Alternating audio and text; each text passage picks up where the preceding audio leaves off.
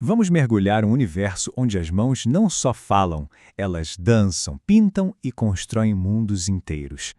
Essa é uma análise da língua brasileira de sinais, a Libras, mas não como uma simples ferramenta de comunicação, e sim como uma forma de arte, uma maneira única de perceber a realidade. Essa citação poética, nossa, ela captura a essência do que a gente vai explorar aqui.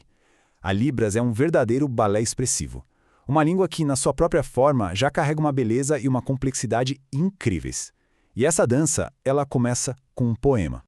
O poema, O Balé das Mãos, de Márcio Steincarrier, nos dá essa imagem perfeita. Aqui, o conhecimento, o mundo das palavras, não fica preso na voz ou na escrita. Ele flui, ele nutre as mãos, preparando elas para criar. E com essa nutrição, algo novo acontece. As mãos, agora cheias de ideias, não estão só gesticulando. Elas transformam a própria língua, sabe? Criam expressões que vão muito, mas muito além do básico. E aqui vem a conclusão poderosa do poema. As mãos que sinalizam não estão só traduzindo um mundo que já existe. Não, elas estão construindo ativamente realidades, culturas e identidades.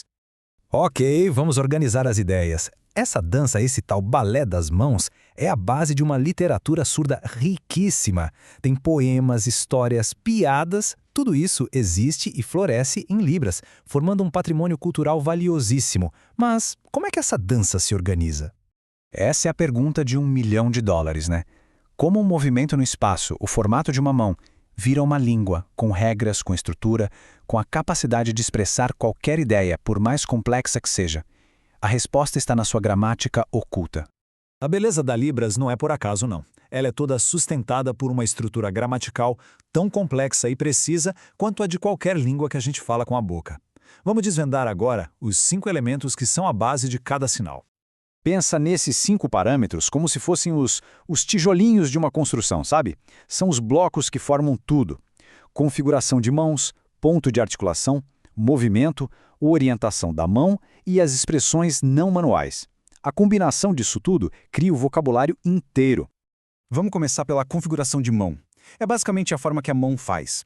E o mais interessante é que uma única forma pode ser a base para sinais que não têm nada a ver um com o outro, como aprender, laranja e adorar. O que vai diferenciar um do outro são os outros parâmetros que a gente vai ver. O segundo ponto é onde o sinal é feito. O local no corpo ou no espaço é crucial. Os sinais de esquecer e pensar, por exemplo, usam formatos de mão diferentes, mas os dois são feitos no mesmo lugar, na testa. Um lugar que a gente associa com a mente, né? O terceiro parâmetro é a ação. Um sinal pode se mover, como sinal para trabalhar, ou pode ficar parado, estático, como sinal para em pé. Se tem movimento ou não, a direção, o jeito que ele se move. Tudo isso é fundamental para o significado.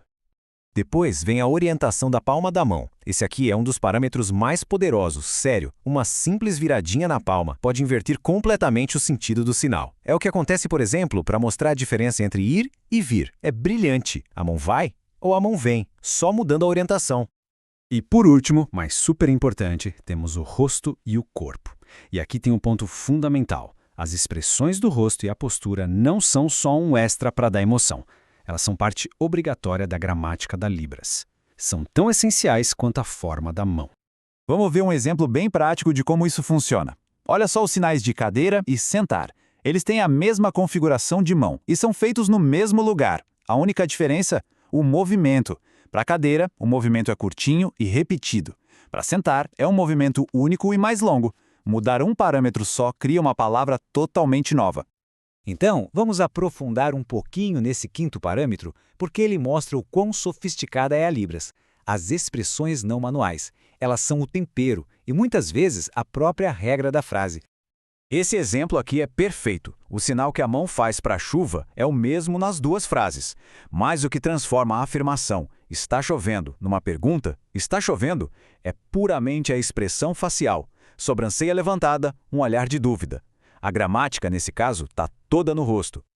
É bem importante entender que existem 2 tipos de expressão. As afetivas são para comunicar emoção, tipo fazer uma cara triste para o sinal de triste. Faz sentido, né? Agora, as gramaticais são uma exigência da língua, da sintaxe, como essa expressão de pergunta que a gente acabou de ver, ou um movimento específico da boca para negar alguma coisa. Entender a gramática da Libras é o primeiro passo. O próximo é sacar que essa língua não existe sozinha, num vácuo. Ela é o pilar de uma cultura vibrante, a cultura surda, que propõe um jeito de ver o mundo completamente diferente. Historicamente, a surdez foi vista por um lado muito médico, focado na falta de audição como uma deficiência, algo a ser corrigido. A visão cultural, por outro lado, vira essa chave de um jeito fundamental. A proposta é outra: enxergar a surdez não como uma falta, mas como uma diferença, uma identidade cultural centrada numa experiência visual do mundo. O objetivo não é mais a assimilação, mas sim o empoderamento por meio da língua e da comunidade. E o que essa cultura produz? Coisas riquíssimas. Existe uma literatura surda, com poesias e fábulas próprias. Existe um teatro surdo, um humor específico que só faz sentido a partir da experiência visual. Movimentos políticos pelos seus direitos e uma história compartilhada de muita luta e muito orgulho. E assim a gente chega no fim dessa análise. O ponto central é que a Libras não é uma tentativa de imitar ou de substituir uma língua falada. De jeito nenhum. Ela é a manifestação de uma percepção de mundo diferente. É a base de uma cultura que floresce através dos olhos. Essa frase de pesquisadores surdos resume tudo perfeitamente. A experiência de ser surdo não é definida pelo que falta, mas pelo que se tem. Uma maneira visual de ser, de se expressar, de conhecer o mundo. É, no fim das contas, uma celebração da diferença humana. E isso tudo deixa a gente com uma reflexão, né? A existência da Libras e da cultura surda nos desafia a valorizar outras formas de perceber a realidade. Então, a pergunta final que fica é: o que podemos aprender, todos nós, quando a gente para um pouco para realmente ver o mundo ao nosso redor?